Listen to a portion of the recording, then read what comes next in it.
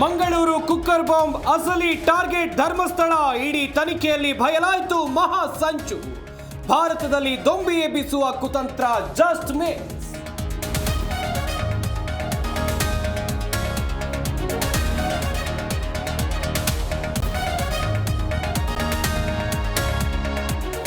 ಧರ್ಮಸ್ಥಳಕ್ಕೆ ಭೇಟಿ ನೀಡಿದ್ದಕ್ಕೆ ಜೀವ ಬೆದರಿಕೆ. ಡಿಜಿಐಜಿಪಿಗೆ ಬಿಗ್ ಬಾಸ್ ಖ್ಯಾತಿಯ ರಜತ್ ದೂರು. ಹಲ್ಲೆ ಮಾಡಿದವರ ಮೇಲೂ ಕಂಪ್ಲೇಂಟ್.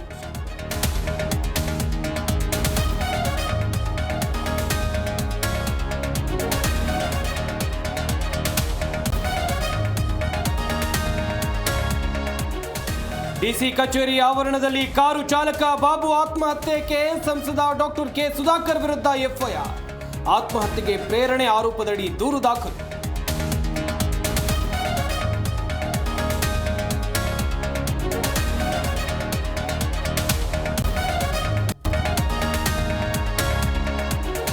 ಹಾಸನ ಉಸ್ತುವಾರಿ ಸಾಕು ಅಂತ ಹೇಳಿದ್ದೀನಿ. 3 ತಿಂಗಳ ಹಿಂದೆ ಸಿಎಂ ಗಮನಕ್ಕೂ ತಂದಿದ್ದೇನೆ.